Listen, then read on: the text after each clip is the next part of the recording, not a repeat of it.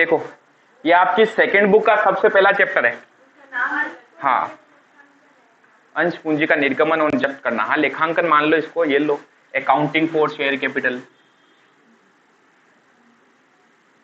Accounting for share capital, ठीक है, अंश पूंजी का लेखांकन। अब लिखना बंद करो, पहले इसको समझना।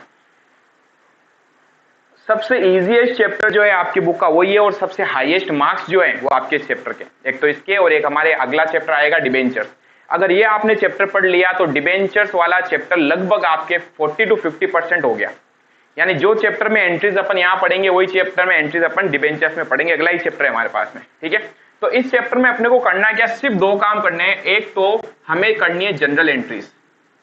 क्या करनी है? जनरल एंट्री, यानी थोड़ा 11th में आ चुके हो आप। और दूसरा अपने को बनानी है बैलेंस शीट।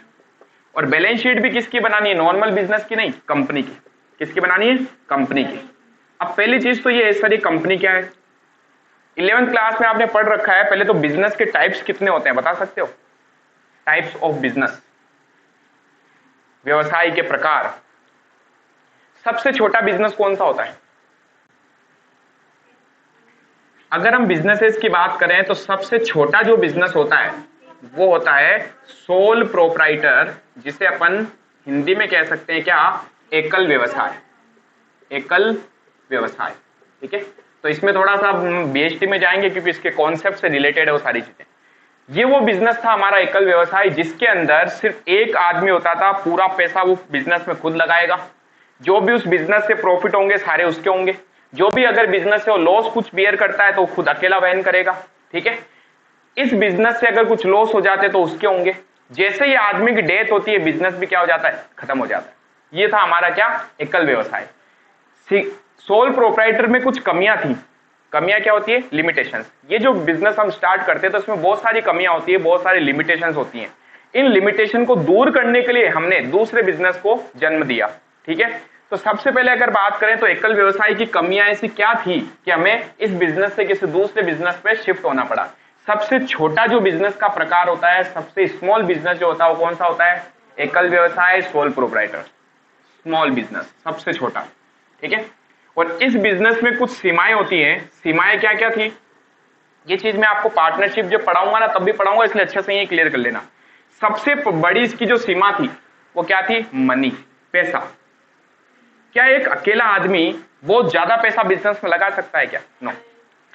एक अकेला आदमी ज्यादा से ज्यादा क्या कर सकता है? अपने घर से पैसा ला सकता है, अपने घर के एसेट्स बेच सकता है, अपने फ्रेंड से उधार ले सकता है। और बैंक भी जो होती है वो इन लोगों को ज्यादा बड़ा अमाउंट लोन नहीं देती। क्यों? क्योंकि इनका बिजनेस छोटा होता है, इनके पीछे इतना बैकग्राउंड नहीं होता। तो इन लोगों को अपने बिजनेस को बढ़ाने के लिए सबसे बड़ी प्रॉब्लम फेस करनी पड़ती थी क्या? पैसा, मनी। पैसा लाए कहां से? तो सबसे पहले तो हो गई मनी की प्रॉब्लम। दूसरी थी बिजनेस को मैनेज करने की प्रॉब्लम, यानी कि मैनेजमेंट। किसकी? मैनेजमेंट, यानी कि प्रबंध। हमारे जो बिजनेस का मैनेजमेंट, अगर मैं सोल प्रोप्राइटर की बात करूं तो पूरे के पूरे बिजनेस को अकेला मैनेज करता था। सारे के सारे जो भी डिसीजन होते तो खुद लेता था, क्योंकि कोई और आदमी था ही नहीं। इसका अगर अपन छोटा सा एग्जांपल है तो हमारे घर के बाहर जो किराने की दुकान होती है एक अकेले आदमी की होती है। अब उस बिजनेस में जो भी उसको डिसीजन लेने होते हैं वो खुद को लेने होते हैं। पैसा लगाएगा वो खुद लगाएगा, समझ पा रहे हो? तो अगर जैसे जैसे इनका बिजनेस बढ़ता जाता है तो इसको अपने बिजनेस को मैनेज करने में प्रॉब्लम आ जाती है, ठीक है। बिजनेस बढ़ेगा तो अकेला मैनेजमेंट वो नहीं कर पाएगा, समझ पा रहे हो? तीसरी सबसे बड़ी प्रॉब्लम क्या थी? रिस्क। अगर बिजनेस लॉस में चला गया तो पूरी की पूरी रिस्क वो अकेला वहन करता था, समझ पा रहे हो? लेकिन सोचो अगर आप कोई पार्टनरशिप बिजनेस में चले जाओ, समझते हो? पार्टनरशिप, साझेदारी। क्या होता है साझेदारी? जब दो या दो से ज्यादा लोग मिलकर कोई बिजनेस को स्टार्ट करते हैं। अब बताओ, यहां एक अकेला आदमी था तो लिमिटेड पैसा ला पाएगा, लेकिन अगर हम 2 आदमी आ गए, 4 आदमी आ गए, 10 आदमी मिलकर अगर बिजनेस को चलाएंगे तो 10 लोग पैसा ला पाएंगे, तो ज्यादा पैसा ला पाएंगे। दूसरी चीज, मैनेजमेंट यहां अकेला आदमी कर रहा है। यही अगर पार्टनरशिप हो तो क्या होगा? पार्टनरशिप में बहुत ज्यादा लोग होते हैं। जैसे मैंने कहा 10 लोगों ने मिलकर बिजनेस स्टार्ट किया तो 10 के 10 लोग मिलकर बिजनेस को मैनेज कर सकते हैं। अब चाहे बिजनेस बढ़ भी जाए तो भी इजीली इसको मैनेज कर पाएंगे। तीसरा था रिस्क। यहां अकेला पूरी रिस्क उठाता था। लॉस अगर हैवी हो जाते थे तो उसको अपना बिजनेस बंद करना पड़ सकता था। लेकिन अगर यहां रिस्क हो जाता है तो वो रिस्क 10 लोगों में बढ़ जाती है। सपोज कीजिए 10 लाख का नुकसान हो गया, अगर यहाँ 10 लाख का नुकसान हुआ तो उसका अकेले का होता, लेकिन यहाँ हुआ तो 10 लोगों में नुकसान बढ़ जाएगा, यानी हर एक का लॉस कितना आएगा, 1-1 लाख रुपए। तो हमारा सबसे छोटा बिजनेस था स्मॉल सोल प्रोप्राइटर, जिसकी कमियों को दूर करने के लिए हमने क्या किया, पार्टनरशिप बनाई। हम पार्टनरशिप में चले गए। अब पार्टनरशिप की भी अगर अपन बात करें तो मैं आपको बताऊंगा, इसमें भी जो मेंबर्स होते हैं या जो बिजनेस के ओनर होते हैं वो ज्यादा से ज्यादा कितने हो सकते हैं, पढ़ रखा आपने 11th क्लास में, कम से कम 2 होते हैं, कम से कम तो 2 होंगे, क्योंकि एक होगा तो सोल प्रोप्राइटर होगा। ज्यादा से ज्यादा कितने लोग हो सकते हैं इस बिजनेस में, यहाँ 2 लिमिट दे रखी है, आप फिलहाल 50 याद रखना, फिर मैं जब आपको थ्योरेटिकल पोर्शन ओवर कराऊंगा तब बताऊंगा 100 की लिमिट भी है, बट फिलहाल आप क्या याद रखोगे, 50, मैक्सिमम 50 लोग होते हैं इसमें। अब बताओ आपका बिजनेस इतना बड़े लेवल पे पहुंच गया है कि 50 लोगों ने पैसा लगा दिया, लेकिन अब भी पैसा कम पड़ रहा है, हमारे बिजनेस को और बढ़ाना है, तो क्या अब मैं पार्टनरशिप में रह सकता हूं, नहीं।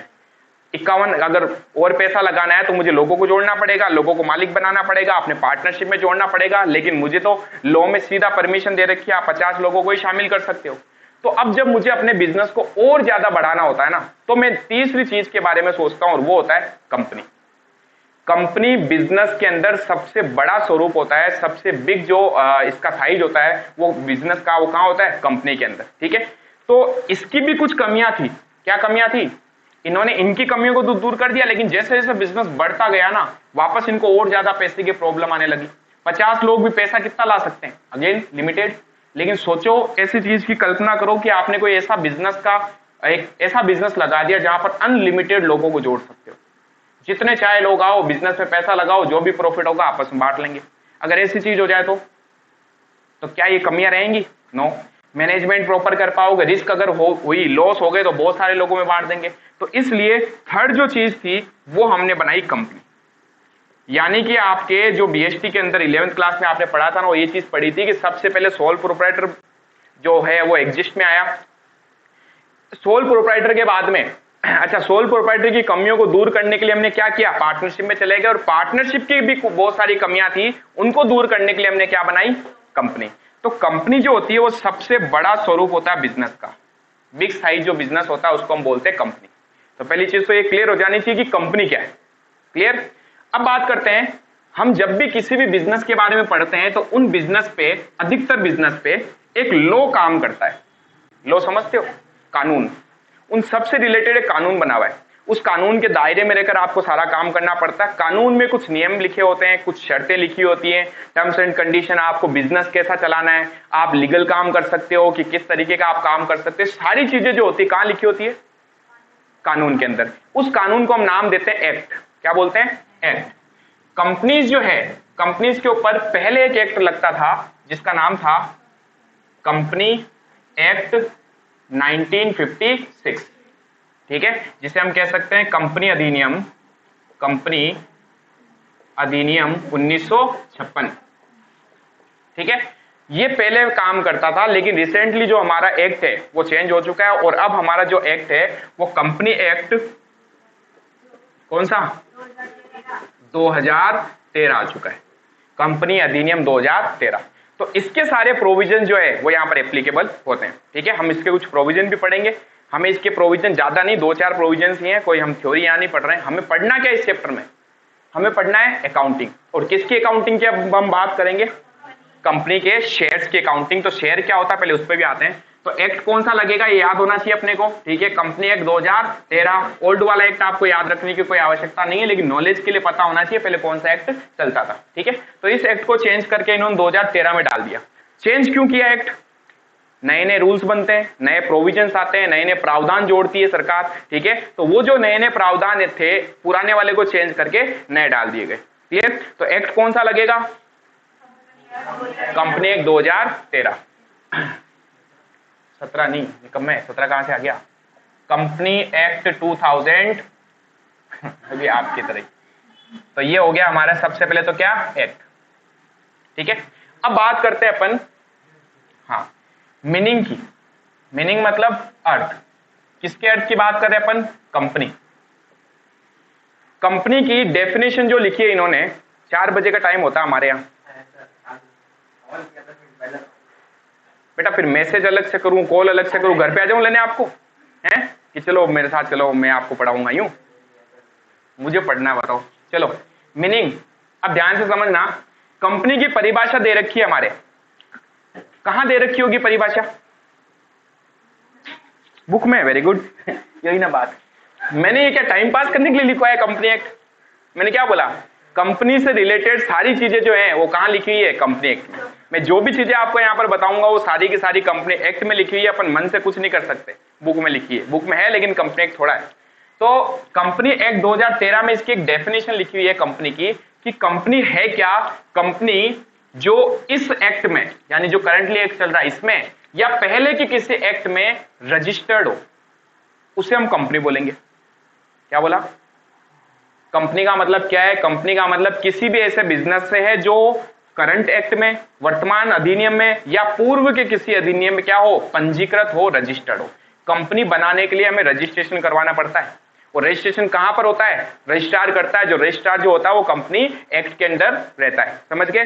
तो कंपनी एक्ट की अगर अपन नॉर्मली परिभाषा देखें जो एक्ट में लिखी है, वो क्या लिखी हुई है? वह व्यवसाय, इंग्लिश में भी लिखाऊंगा, वह व्यवसाय जो वर्तमान या पूर्ववर्ती, पूर्ववर्ती मतलब समझ गए? पहले के किसी एक्ट में। पहले के एक्ट का मतलब है 1956, उससे पहले बहुत सारे एक्ट हमारे चलते थे, ठीक है? जो वर्तमान या पूर्ववर्ती के किसी अधिनियम में, किसी अधिनियम में क्या हो? पंजीकृत।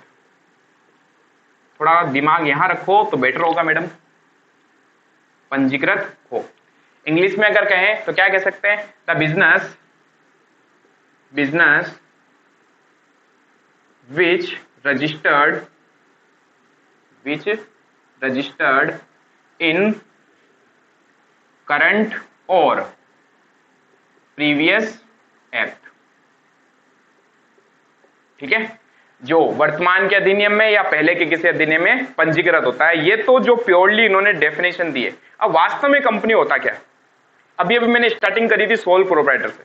सोल प्रोप्राइटर सबसे छोटा बिजनेस होता है, उससे थोड़ा बड़ा बिजनेस पार्टनरशिप होता है, और अगर हम सबसे बड़े बिजनेस की बात करें तो कंपनी होता है। अब इनके बीच में भी और बहुत सारे बिजनेस आते हैं, जैसे कोऑपरेटिव सोसाइटी था, एचयूएफ था, हमें उसके बारे में नहीं पढ़ना, ठीक है? हम यहाँ पर बीएचटी नहीं पढ़ रहे हैं। तो हमें डेफिनेशन में तो ये लिख दिया कि जो इसमें रजिस्टर्ड होगा। आज नॉर्मली अगर परिभाषा देखी जाए तो हमने कहा कंपनी वास्तव में होता क्या है?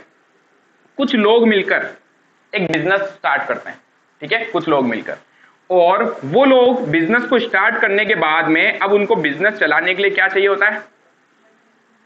पैसा चाहिए होता है। पैसा लेने के लिए वो क्या करते हैं? वो जाते हैं सीधा पब्लिक के पास। कहां जाते हैं? पब्लिक के पास, हमारे पास में आते हैं और हमें कहते हैं देखो साहब, हमने एक कंपनी बनाई है, ठीक है? आपसे हम पैसा लेंगे और आपको हम इस कंपनी का बना देंगे मालिक। क्या बना देंगे? मालिक। यानी कि ये जो बिजनेस था ये सीधा कहां पर आया? ये आया पब्लिक के पास में, और पब्लिक को आके कहा कि हमें चाहिए पैसा, आप हमारी कंपनी में क्या लगाओ? पैसा लगाओ, ठीक है? हम आपको हमारी कंपनी का मालिक बना देंगे। यानी कि जो भी प्रॉफिट होगा वो हम किसको देंगे? आपको देंगे। ये जो लोग थे जिन्होंने कंपनी बनाई, उसको हम क्या बोलते हैं? जो लोग कंपनी बनाते हैं उसको हम बोलते हैं, पढ़ चुके आप, प्रमोटर। हिंदी में कहा जाता प्रवर्तक। कंपनी को बनाने वाले जो लोग होते हैं उसे क्या बोला जाता है? प्रमोटर या प्रवर्तक। और यही वो लोग होते हैं जो कंपनी बनने के बाद में इसी कंपनी के डायरेक्टर्स बन जाते हैं, निर्देशक। क्या बनते हैं? डायरेक्टर। यानी जिन लोगों ने कंपनी बनाई, ध्यान रखना है मालिक नहीं है कंपनी के, ये सिर्फ कंपनी को बनाने वाले लोग हैं, ठीक है? मालिक तो कौन बनेगा? अभी मालिक बनेंगे हम।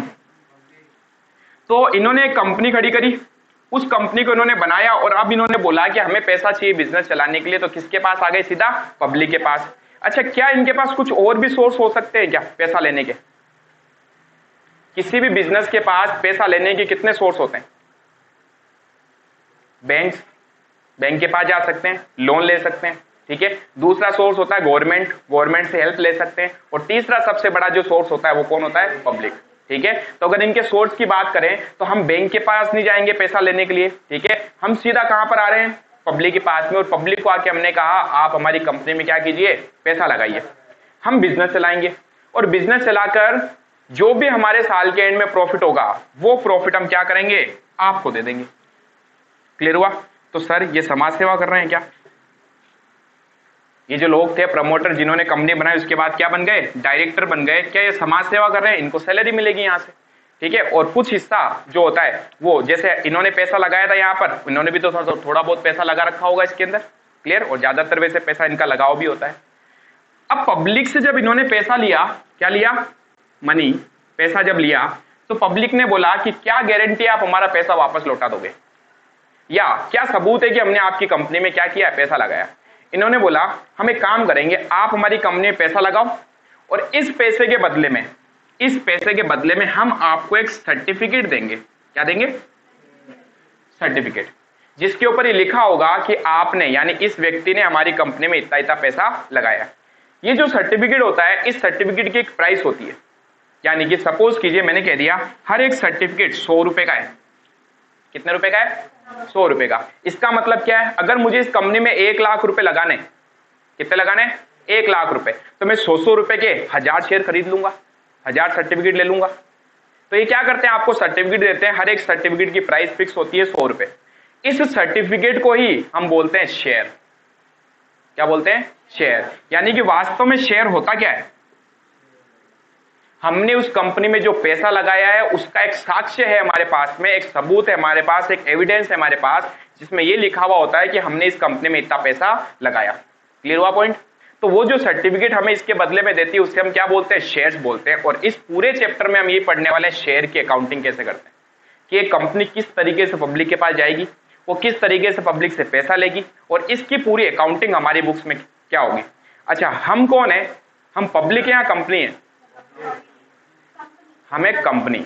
जब भी अकाउंटिंग करते हो अपने दिमाग में एक चीज रखा करो, आप बिजनेस हो। ये बिजनेस है क्या, बिजनेस ही है। हम कौन है, हम कंपनी। यानी अब हमें जाना है किसके पास, पब्लिक के पास में, और पब्लिक से पैसा लेना है। किसके थ्रू पैसा लेना है, शेयर्स के थ्रू। क्या आप हमारी कंपनी में पैसा लगाओ, हम इसके बदले में आपको शेयर दे देंगे, ठीक है, और फिर जो भी प्रॉफिट होगा उसका एक हिस्सा भी हम आपको देते रहेंगे। क्लियर हुआ पॉइंट, कोई दिक्कत यहां तक।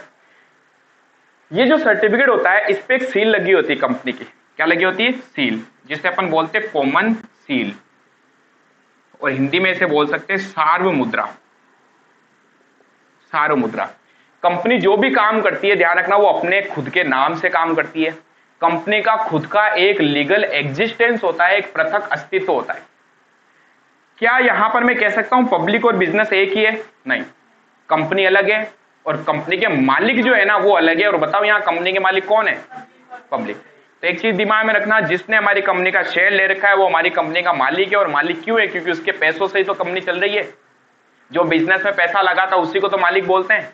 तो कंपनी के असली मालिक कौन होते हैं, शेयर होल्डर्स। याद रखना ये चीज, ठीक है। अब बात ये आती है कि जब कंपनी इनको सर्टिफिकेट देती है तो इसके ऊपर एक सील लगा के देती है, कंपनी अपने खुद के नाम से। कंपनी अलग होगी और कंपनी के मालिक अलग होंगे। कंपनी जो भी काम करती है, जो भी अनुबंध करती है, जो भी कॉन्ट्रैक्ट करती है, जैसे माल खरीदना, कई बार इसको हो सकता है एसेट्स की जरूरत पड़े, बिल्डिंग खरीदेगी, है ना, मशीन खरीदेगी, ये सारे लेन देन कंपनी अपने नाम से करती है। जैसे मैंने बोल दिया एबीसी लिमिटेड, एबीसी लिमिटेड, तो ये जो शब्द है किसके पीछे लगता है, कंपनीज के पीछे। दो शब्द मिलेंगे आपको कंपनी के पीछे, एक तो प्राइवेट लिमिटेड, एक लिमिटेड। वो आगे मैं और पढ़ाऊंगा, कंपनी के टाइप्स होते हैं अलग अलग, ठीक है, फिलहाल वहां जाने की जरूरत नहीं है। मैंने कहा ये एबीसी लिमिटेड कोई कंपनी थी, तो जो भी ये लेन देन करेगी सब अपने नाम से करेगी। इसका एक पृथक अस्तित्व होगा, इसकी एक सेपरेट क्या होगी, कॉमन सील होगी, जिसके अंदर ये काम करेगा, ठीक है। क्वेश्चन आपके छोटे छोटे बन सकते हैं। क्लियर। तो हमने कंपनी की परिभाषा यहाँ पर क्या पढ़ी थी, कि जो इस एक्ट में या पहले के किसी एक्ट में क्या होगा, रजिस्टर्ड होगा, उसे हम क्या बोलते हैं, कंपनी। और नॉर्मली अगर अपन देखें तो कंपनी का मतलब क्या होता है, जो कंपनी पब्लिक से पैसा लेती है, उसके पैसों से काम करती है, जिसकी खुद की एक लीगल एंटिटी होती है, पृथक अस्तित्व होता है, ठीक है। अच्छा, ये तो हमने पढ़ लिया पृथक अस्तित्व होगा। ये जो मैं साइड में चीजें बता रहा हूं इनको याद रखते रहना। एक तो क्या बोला मैंने, लीगल एग्जिस्टेंस। क्या मतलब होगा लीगल एग्जिस्टेंस का, वैधानिक अस्तित्व।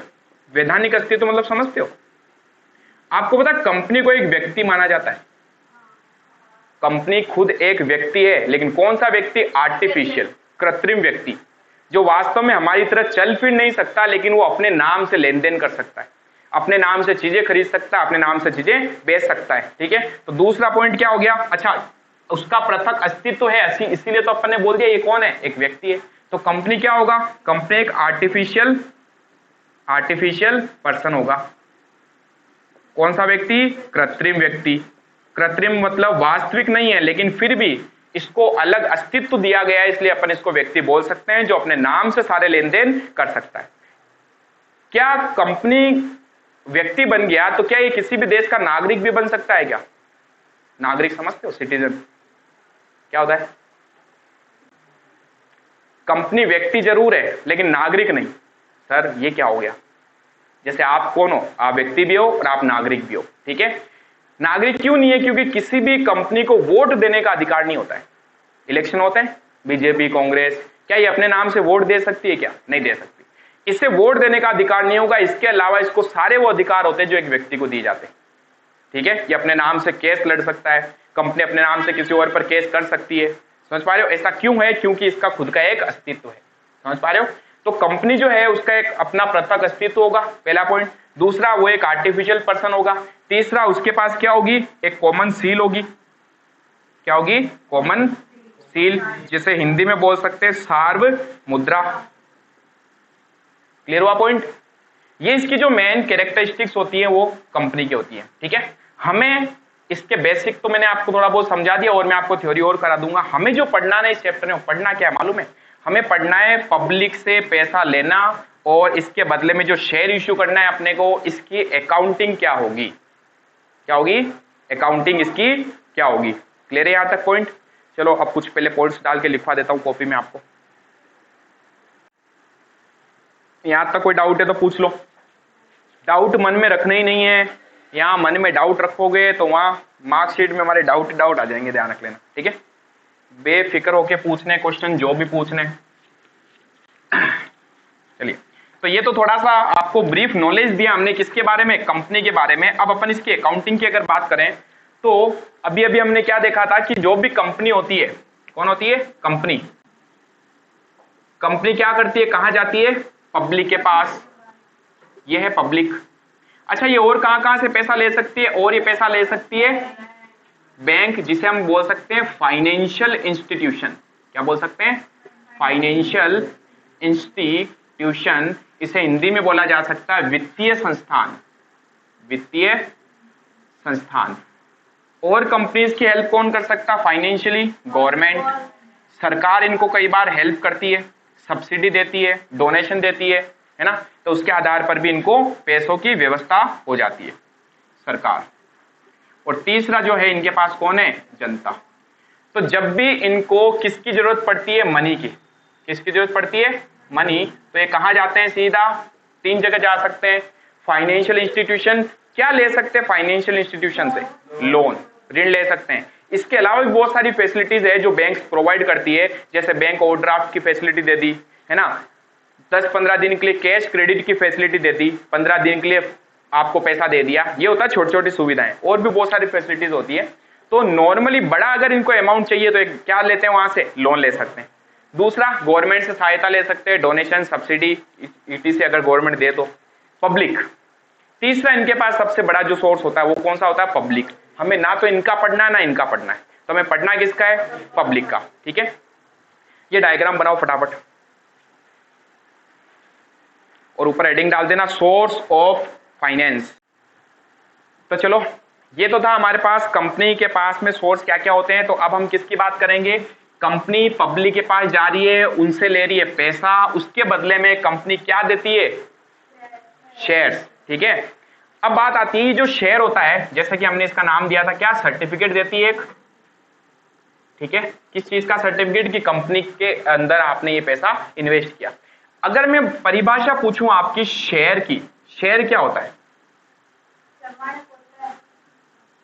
प्रमाणक हो गया, एविडेंस हो गया। और अगर इसकी लॉ की लैंग्वेज में अपन देखें तो कंपनी की जो भी शेयर, जो भी कैपिटल होती है, क्या होती है? कैपिटल। वो छोटे छोटे टुकड़ों में बटी होती है। आया परि? हाँ, 11 रट्टा मार रखा है। कंपनी की समस्त पूंजी छोटे छोटे टुकड़ों में बटी होती है, जिसे अंश कहा जाता है। ऐसे परिभाषाएं पढ़ते थे आप, तो परिभाषा आप समझना। कंपनी पूरा पैसा कहां से ले रही है? पब्लिक से। पब्लिक से कंपनी ने पैसे लिए, बोला हमें 10 लाख रुपए दे दो। तो इस 10 लाख के बदले में कंपनी ने उनको क्या दिया? शेयर्स दिए। क्या दिए? शेयर। अब मैंने आपको बताया था ये शेयर या सर्टिफिकेट की एक प्राइस होती है, फिक्स प्राइस है। इमेजिन कर लो 100, बाकी हमेशा 100 ही नहीं रहती। हम जो क्वेश्चंस पढ़ेंगे ना उसमें 100, 1000, 10 ऐसे भी पढ़ेंगे, ठीक है। मान के चलते अपन कि हमारा जो एक शेयर था कितने का था, 100 रुपए का। एक शेयर कितने का था, 100 रुपए का। कंपनी ने कितने रुपए लिए, ये है रुपए, 10 लाख रुपए लिए। कहां से, पब्लिक से। तो बताओ कितने कंपनी ने शेयर दिए होंगे उनको, कंपनी ने 10,000 शेयर दिए होंगे।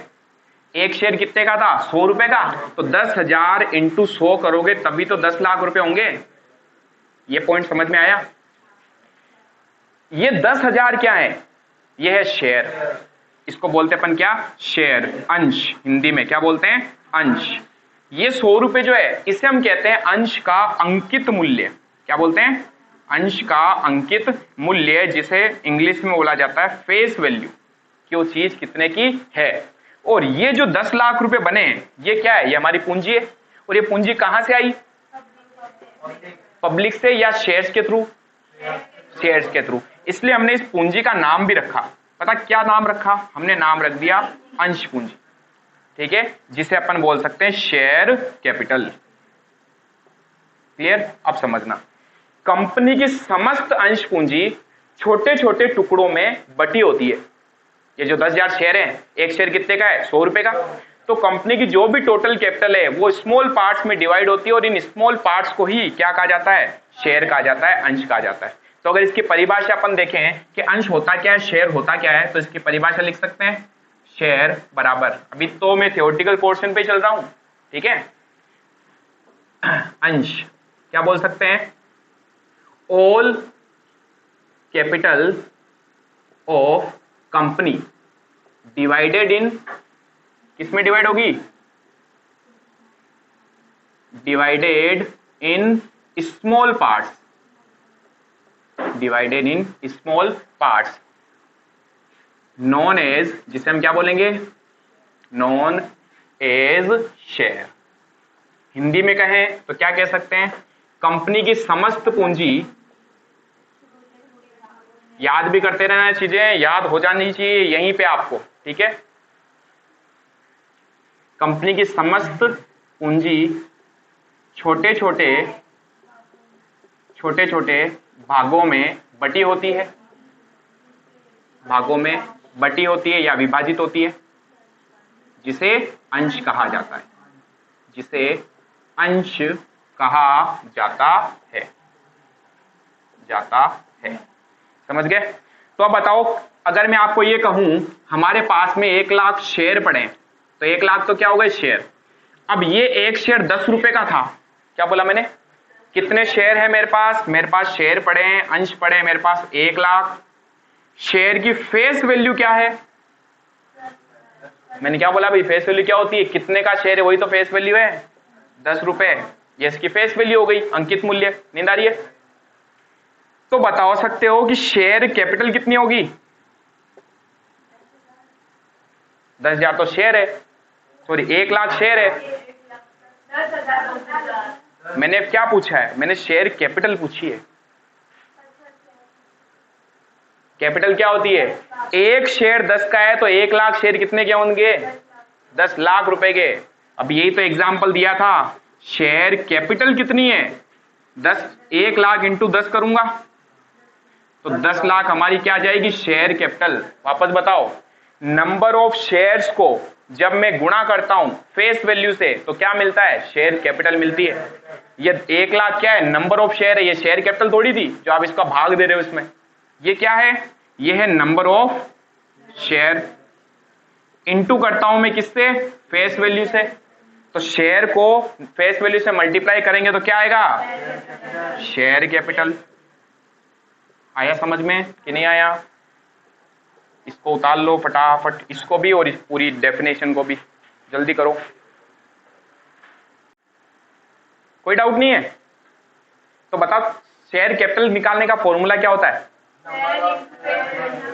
Number of share into face value बराबर क्या आएगा, शेयर कैपिटल। अच्छा शेयर कैपिटल दे दे, फेस वैल्यू दे दे और नंबर ऑफ शेयर पूछे तो डिवाइड कर देना, ठीक है। तो इसके बेस पे अपन 2 फॉर्मूला भी बना सकते हैं। बताओ शेयर कैपिटल बराबर, शेयर कैपिटल बराबर क्या लिखूं, number of share multiply face value, ये लो कैपिटल, ये रही कैपिटल, वो आपकी तरफ इशारा कर रहा देखो। अंश पूंजी हिंदी में कहें तो बराबर अंशों की संख्या, अंशों की संख्या इंटू अंकित मूल्य। आया समझ में? और अगर हमें कभी नंबर ऑफ शेयर पूछ ले, ये दोनों दे दे, तो कैसे निकाल सकते हैं? ये हमारा फर्स्ट फॉर्मूला। सेकंड फॉर्मूला देखो, एक से मैं 3 फॉर्मूले बनाऊंगा अभी। हमें क्या निकालना? Number of share. ये निकालना है तो ये इस साइड आ जाएगा, मल्टीप्लाई वाली संख्या उधर जाती है तो अपोन में आती है। गणित का नियम पता है? हाँ, रिजल्ट आया है अभी 10वीं का। तो नंबर ऑफ शेयर बराबर नंबर ऑफ शेयर बराबर क्या फॉर्मूला बना? शेयर कैपिटल अपॉन में फेस वैल्यू। ठीक है। अच्छा, तीसरा एक फॉर्मूला और बना सकते हैं। फेस वैल्यू पूछ ले तो कि एक शेयर कितने का है, शेयर कैपिटल डिवाइड में नंबर ऑफ शेयर। ठीक है, यानी अगर कभी पूछ ले फेस वैल्यू, फेस वैल्यू को क्या बोलते हैं? अंकित मूल्य बराबर शेयर कैपिटल अपॉन में क्या जाएगा? Number of share. यानी अगर मैं आपको ये बोलूं कि हमारे पास 50 लाख रुपए की शेयर कैपिटल है, 50 लाख रुपए की क्या है? Share capital. कितने की? 50 लाख की। एक शेयर 10 रुपए का था, यानी ये क्या बता दिया? फेस वैल्यू 10 रुपए। तो अब क्या पूछ सकता है? Number of share. तो बताओ नंबर ऑफ शेयर्स कैसे निकालोगे?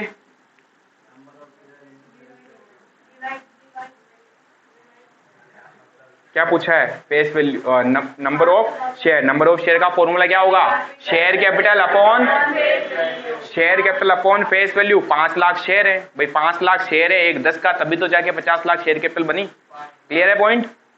ये तीनों फॉर्मूला लिखो फटाफट। इसको भी लिख लेना। इसको लिखा आपने? ठीक है, ये 3 फॉर्मूला लिख लो, जल्दी करो। अब आ जाएंगे अपन मेन पार्ट पे जो हमारा। तो किसी भी कंपनी, कोई भी कंपनी जब शेयर इश्यू करती है तो उसकी एक फेस वैल्यू होती है कि वो कितने का शेयर इश्यू करेगी, 10 रुपए, 100 रुपए, 1000 रुपए, सब कंपनी में डिपेंड करेगा। ये तो क्लियर है। अब यहां से हमारा जो अकाउंटिंग का पार्ट है वो यहां से स्टार्ट हो रहा है, इसलिए अब इसको अच्छे समझना। जब कंपनी पब्लिक के पास जाती है क्या लेने के लिए? मनी। कहां जाती है? पब्लिक के पास। तो पब्लिक से क्या, पब्लिक को क्या इश्यू करती है? शेयर। और पब्लिक से इसके बदले क्या ले लेती है? मनी। इस मनी की एक फेस वैल्यू होती है। फेस वैल्यू अपन मान के चलते 100 रुपए। जब कुछ नहीं दिया 100 मानना है, हमारे पूरे अकाउंट्स में भी ध्यान रखना। अगर आपके कहीं क्वेश्चन में कभी बाई चांस नहीं लिखे कि कितने का है, वैसे तो हर जगह लिखेगा, नहीं लिखे तो हमेशा 100 रुपए मान के ही अपने को सोल्व करना है। ठीक है। अब बात ये आती है कि क्या कंपनी पब्लिक के पास जाती है? सपोज कीजिए हमने पब्लिक को 1 अप्रैल को बोला हमारी कंपनी में पैसा इन्वेस्ट करो, तो आपको पता है इसका एक पूरा प्रोसेस होता है। अब प्रोसेस क्या होता है? सबसे पहले कंपनी पब्लिक को एक इनविटेशन का फॉर्म देती है, इनविटेशन देती है। इनविटेशन मतलब समझते हो? आमंत्रित करती है कि आप हमारी कंपनी के शेयर खरीद सकते हो। अब कई बच्चे सोचेंगे सर जरूरत तो इसको आमंत्रित क्यों कर रही है? क्योंकि इनको पैसा लगाना है, इस पे पैसा लगाएंगे तो बेनिफिट भी होता होगा। तो सबसे पहले कंपनी क्या करती है? पब्लिक के पास में एक आवेदन पत्र, इनविटेशन भेजती है। क्या भेजती है? इनविटेशन। और इस इनविटेशन को ही बोला जाता है प्रोस्पेक्टस। पढ़ा है आपने 11th क्लास में। हिंदी में कहें तो प्रविवरण। पढ़ा है? प्रविवरण पत्र। क्या होता है प्रविवरण? एक इनविटेशन होता है पब्लिक को कि आप हमारी कंपनी में पैसा क्या कर सकते हो? इन्वेस्ट कर सकते हो। आप हमारी कंपनी में शेयर के थ्रू पैसा इन्वेस्ट कर सकते हो, पैसा लगा सकते हो। ठीक है। उसके बाद में कंपनी क्या करती है? इन लोगों को शेयर इश्यू कर देती है। ठीक है। अच्छा, डायरेक्टली सबको दे देगी क्या? जरूरी थोड़ी है। सपोज करो कंपनी ने इस बार 1 लाख शेयर इश्यू किए। कितने? एक शेयर कितने का था? 100 का। तो कंपनी ने कितने रुपए लिए होंगे? वापस देखो, 1 करोड़। निकम्मो, मैथ से नहीं आती है क्या? 10 रुपए थोड़ी प्राइस लिखी मैंने, 1 लाख इंटू 10 ही 10 लाख हो जाते हैं। 1 लाख इंटू 100 का एक शेयर था, तो कंपनी ने कितने रुपए के लिए इन्विटेशन दिया कि हमें 1 करोड़ रुपए चाहिए, आप चाहो तो हमारी कंपनी के शेयर्स परचेज कर सकते हो, हमें पैसा दे सकते हो। फिर जो भी हमारी कंपनी का प्रॉफिट होगा वो हम हर साल क्या करेंगे, आप में शेयर करते जाएंगे। क्या कंपनी पूरा का पूरा प्रॉफिट दे देती है क्या पब्लिक को? वो कुछ हिस्सा प्रॉफिट का देती है और कुछ हिस्सा वापस कंपनी में ही लगा देती है। ठीक है, तो फिर आपको नहीं लगता पब्लिक नाराज हो जाएगी? अच्छा एक बात बताओ, ये जो पब्लिक है जिसने इस कंपनी के शेयर खरीद रखे हैं, इसको हम क्या कह सकते हैं? जिसने हमारे अंश धारण कर रखे हैं, शेयर होल्डर। हिंदी में कहे तो अंशधारी। तो जिस व्यक्ति ने कंपनी के अंश ले रखे हैं उसे हम क्या बोलेंगे, अंशधारी कहेंगे। ये भी क्वेश्चन बनते हैं, छोटे छोटे हमारे बन सकते हैं, कोई दिक्कत नहीं है। 1 लाख शेयर हमने इश्यू किए, एक 100 रुपए का था, तो मुझे टोटल कितने रुपए मिल जाएंगे, 1 करोड़। लेकिन जब पब्लिक एप्लीकेशन देती है वापस किसको, कंपनी को, कि मुझे आपकी कंपनी का शेयर चाहिए, तो हो सकता है हमारे पास जो एप्लीकेशन आए वो एप्लीकेशन इससे ज्यादा भी हो सकती है और इससे कम भी हो सकती है। एप्लीकेशन मेरे पास 1.5 लाख शेयर की आ गई, यानी 1.5 लाख लोगों ने बोला हमें आपकी कंपनी के शेयर चाहिए, तो क्या मैं सबको दे पाऊंगा? नहीं दे पाऊंगा। मैंने एक बार जितने इश्यू कर दिए मैं उतने ही दे पाऊंगा, इससे ज्यादा मैं नहीं इश्यू कर सकता। अच्छा अगर हमारे पास 90,000 आए तो सबको ही दे देंगे। ठीक है, तो ये किसको कितने शेयर देने हैं वो पूरा कंपनी के ऊपर डिपेंड करेगा। वो उनके सारे एप्लीकेशन फॉर्म चेक करती है और जिसका एप्लीकेशन फॉर्म सही ढंग से भरा हुआ है, जो एलिजिबल है, उसको कंपनी क्या कर देती है, शेयर इश्यू कर देती है। यहां तक पॉइंट क्लियर है? तो शेयर इश्यू करने के लिए सबसे पहले वो क्या इश्यू करती है, प्रोस्पेक्टस, प्रविवरण, जिसमें कंपनी की सारी इंफॉर्मेशन होती है कि कंपनी ने आज तक कितने साल काम किया है या नई कंपनी है, अगर काम किया है तो कंपनी के एसेट्स क्या है, कंपनी की लायबिलिटीज क्या है, कंपनी का हर साल का प्रॉफिट कितना है, जो भी इंफॉर्मेशन है ना कंपनी से रिलेटेड, वो सब इस प्रविवरण में जाती है। ठीक है, अब वापस आते हैं अपन यहां पर। कंपनी ने जब शेयर इश्यू किया था पब्लिक में, कितने का शेयर था, 100 रुपए का। क्या कंपनी ये 100 का 100 एक साथ मांग लेती है क्या, या कंपनी इनको टुकड़ों में मांग सकती है? पता है कंपनी इनको शेयर तो दे देगी पूरे 100 रुपए का, ये पकड़ो, लेकिन कंपनी क्या करती है, 90% कंपनी टुकड़ों में पैसे मांगती है। किसमें, टुकड़ों में। अभी जो टुकड़े हैं ना, इसी की अपन को अकाउंटिंग करनी है। तो हमें जो अकाउंटिंग करनी है उन पार्ट्स की करनी है। सबसे पहले कंपनी कहती है पब्लिक को कि आप जब हमें एप्लीकेशन दोगे शेयर खरीदने के लिए, तो आप एक काम करना, इस 100 रुपए में से सपोज करो 20 रुपए में किस पे दे देना, एप्लीकेशन पर। किस पर, एप्लीकेशन पर। तो सबसे पहला जो टुकड़ा होता है या जब सबसे पहला जो अमाउंट मिलता है कंपनी को, वो किसके ऊपर मिलता है, एप्लीकेशन के ऊपर। ठीक है, अगर हम आपको शेयर देंगे तो हम वो पैसा रोक लेंगे, अगर हम आपको शेयर्स नहीं देंगे तो आपका पैसा आपको वापस रिफंड कर दिया जाएगा। तो सबसे पहले कंपनी ने क्या किया, कंपनी ने एप्लीकेशन जब मांगी तो उसके ऊपर कुछ पैसे मांग लिए। ठीक है, उसके बाद नेक्स्ट स्टेप, अच्छा ये 20 फिक्स नहीं है, कंपनी पे डिपेंड करेगा, ध्यान रखना। मैं जो भी वैल्यू लिखूंगा वो सब कंपनी पे डिपेंड करेगी। अपन तो एक एग्जांपल लेके चलते हैं। अब कंपनी ने कहा वो सारी एप्लीकेशंस वगैरह चेक करेगी। ठीक है, और जिस को कंपनी शेयर देगी, शेयर देने को अपन हमारी लैंग्वेज में बोलेंगे शेयर अलॉटमेंट किया, आवंटन कर दिया। सबसे पहले कंपनी के पास आवेदन आएगा, दूसरा कंपनी उनके सबके शेयर के एप्लीकेशन चेक करके उनको शेयर देगी, यानी शेयर्स अलॉट करेगी, शेयर आवंटित करेगी, कह सकता हूं। और जब हम पब्लिक को शेयर अलॉट करेंगे, तो मैंने कहा सपोज कीजिए कंपनी ने बोला अब हम आपको शेयर दे रहे हैं, 30 रुपए और दे दो अलॉटमेंट करने पर। आया समझ में? सबसे पहले किस पे पैसे मांगे, एप्लीकेशन पर। फिर कंपनी ने बोला ये लो अलॉटमेंट कर रहे हैं हम आपको शेयर, तो दूसरा पैसा उसने किसके ऊपर मांग लिया, अंशों का अलॉटमेंट करने पर, यानी कि जब आपको शेयर्स दे दिए गए उस टाइम कंपनी ने क्या किया, 30 रुपए और ले लिए। कितने का शेयर था, 100 का। 20 एप्लीकेशन पर ले लिए, 30 अलॉटमेंट पर ले लिए। अब कंपनी ने बाकी 50 रुपए छोड़ रखे हैं, जब कंपनी को कभी जरूरत पड़ेगी फ्यूचर में तो हाथों हाथों क्या करेगी, कॉल कर लेगी, यानी शेयर होल्डर से मांग लेगी। अच्छा इसमें टाइम पीरियड होता है ना, 90 डेज 60 डेज, ये बाद में पढ़ाऊंगा मैं आपको।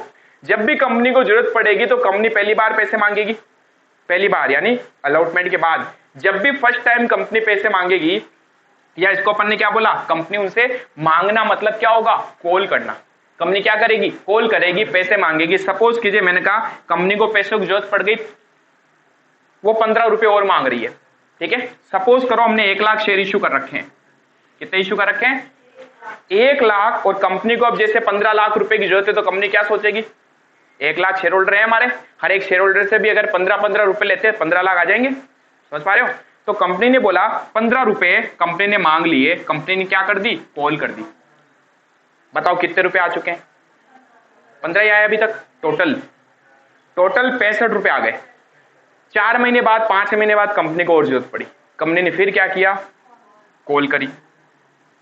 ठीक है, इस बार सपोज कीजिए मांग लिए 25 रुपए और 25 लाख की जरूरत थी, 25 और मांग लिए। अभी भी कितने बच गए, 10 रुपए अभी भी बाकी पड़े, 20 की 10 40, 10 ही तो बाकी पड़े, 90 रुपए मांग चुकी है टोटल कंपनी। शेयर कितने का था, 100 का। कंपनी ने तो शेयर उनको दे दिया 100 रुपए का, लेकिन अब पैसे तो मांगेगी ना उसके बदले में, और लास्ट टाइम उसने 10 रुपए और क्या किए, कॉल किए। ठीक है, तो कंपनी वास्तव में सारे पैसे एक साथ नहीं मांगती, कंपनी जो है वो पब्लिक से टुकड़ों में पैसे मांगती है, और जो टुकड़ों में पैसे मांगती है वो कैसे मांग सकती है, सबसे पहले एप्लीकेशन पर, फिर अलॉटमेंट करने पर, आवंटन करने पर, तीसरा कॉल करने पर। ठीक है, कॉल अगर उसने पहली बार करी तो इसको हमने नाम दे दिया फर्स्ट कॉल, दूसरी बार कॉल करी सेकंड कॉल, तीसरी बार कॉल करी थर्ड, और अगर ये आखिरी है तो इसका हमने नाम रख दिया थर्ड एंड फाइनल कॉल। क्या जरूरी है क्या कि 3 कॉल ही करे, कंपनी भी डिपेंड करेगा, चौथी बार भी मांग सकती है लेकिन फिर कम पैसे लेगी, यानी टोटल 100 से ज्यादा तो नहीं ले सकती।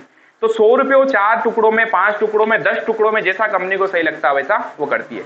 हमें इन टुकड़ों की अकाउंटिंग करनी है। हम शेयर इश्यू करेंगे पब्लिक को, शेयर इश्यू करेंगे, मुझे एप्लीकेशन पे पैसा मिलेगा, अलॉटमेंट का मिलेगा, first call, second call, final call, ये जो मुझे पैसा मिल रहा है ना उसकी मुझे अकाउंटिंग करनी है। हम कौन है, कंपनी है, कंपनी के पास पैसा आएगा उसकी क्या करनी है, अकाउंटिंग करनी है। सिंपल है, कोई दिक्कत। हिंदी में इसे बोलते हैं आवेदन। आवेदन पर धनराशि प्राप्त हुई। अलॉटमेंट को क्या बोलते हैं, आवंटन।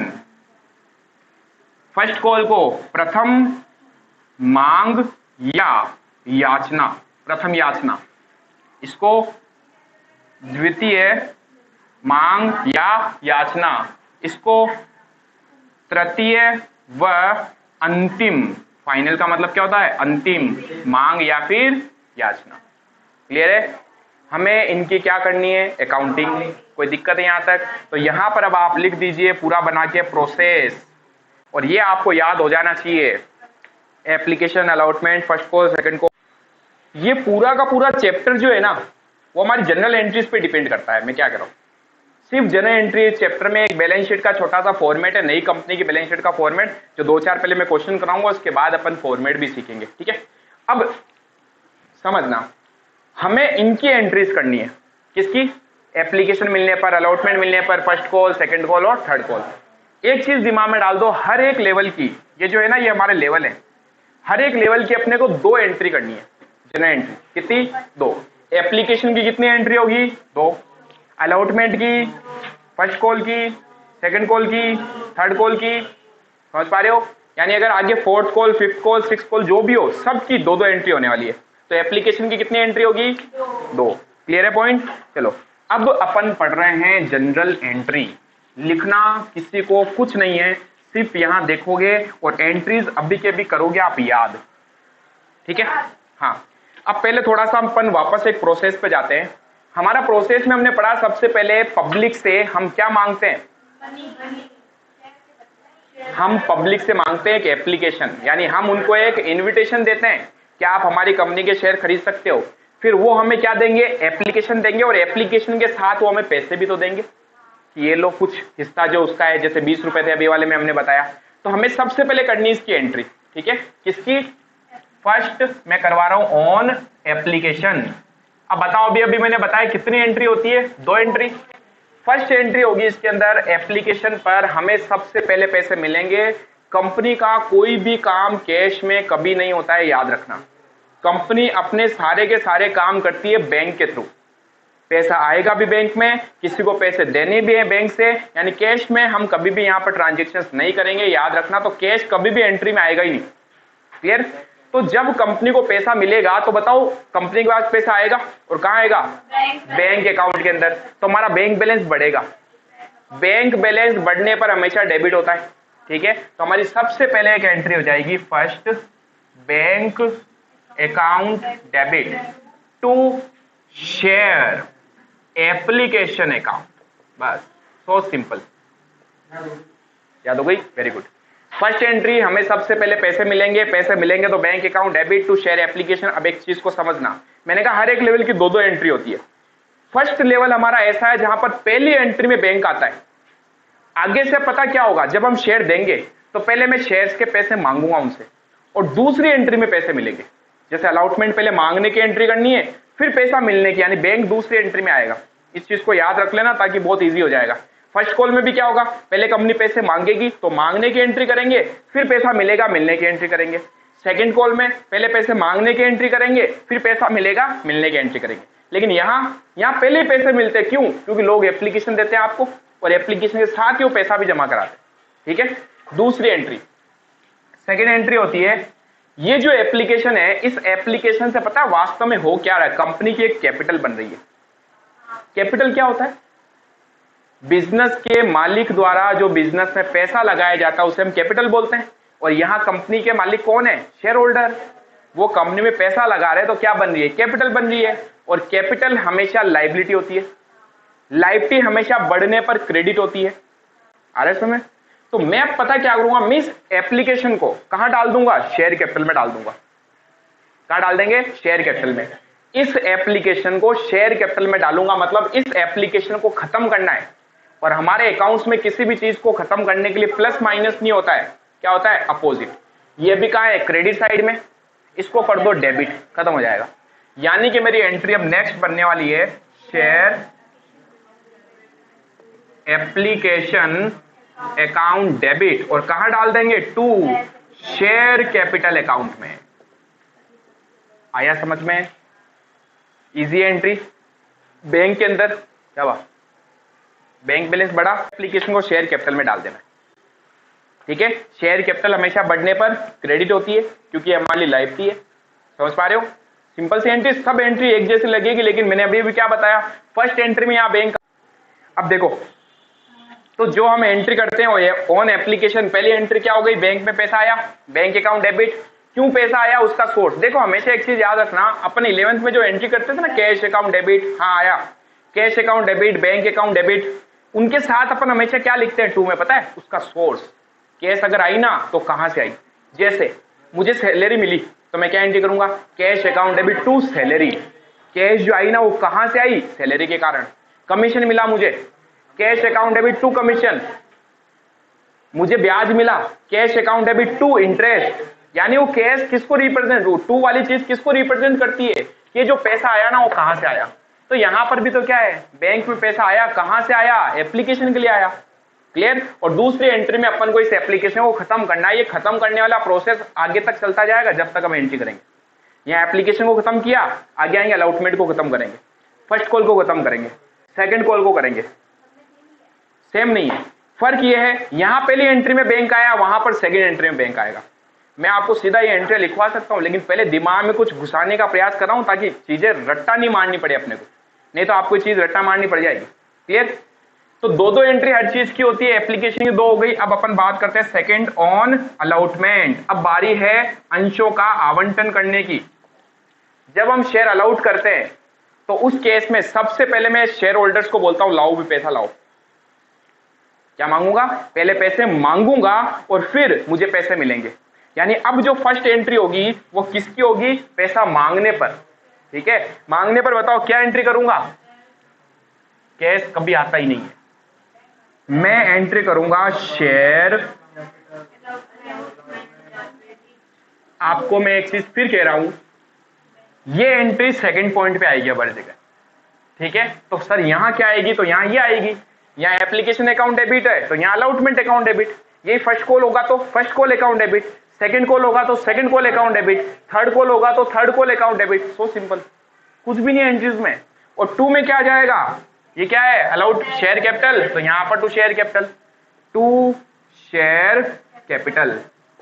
जो भी चीज आप मांगते हो उसे करो डेबिट, या डाल याद कर लो अपने दिमाग में।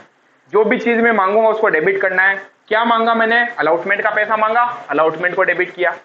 फर्स्ट कॉल का पैसा मांगूंगा, फर्स्ट कॉल को डेबिट करूंगा। सेकंड कॉल का पैसा मांगूंगा, सेकंड कॉल को डेबिट करूंगा। क्लियर? ये तो हमने मांगने पर एंट्री करी, ऑन ड्यू। और अब सेकंड एंट्री बताओ क्या होगी? पैसा मिलेगा अब आपको, पैसा मिलेगा तो मेरा बैंक बैलेंस बढ़ेगा। तो यही तो मैं चीज समझाने का प्रयास कर रहा हूं कि बेटा बैंक हर एंट्री में सेकंड में वाले पॉइंट पे आएगा। तो अब मैं एंट्री करूंगा बैंक अकाउंट डेबिट, और टू में क्या आएगा, टू शेयर अलॉटमेंट। जो डेबिट किया उसको क्रेडिट करो, जो क्रेडिट किया उसको डेबिट करो, उल्टा करना है, खत्म करना, मतलब इसको अपने को छोड़ना नहीं है, ठीक है। तो नेक्स्ट आ जाएगी entry bank account debit to share allotment. आगे की एंट्रीज बच्चों को इजीली याद हो जाए, वो सबसे ज्यादा कंफ्यूज यहाँ होते हैं फर्स्ट एंट्री में क्या करना है, क्योंकि धुन में चलते हैं। अभी हम भी धुन में चलेंगे, अपने ये एंट्री करिए, इसके जैसे कि जैसा सारी एंट्री होने वाली है, कोई फर्क नहीं, सिर्फ नाम चेंज होने वाला है। यहाँ अलॉटमेंट है, अगली एंट्री में सिर्फ फर्स्ट कॉल आएगा, बाकी पूरी एंट्री सेम है। जैसे ये किसकी थी, अलॉटमेंट की। थर्ड, अब मैं मांगूंगा on first call. First call की क्या एंट्री होगी बताओ,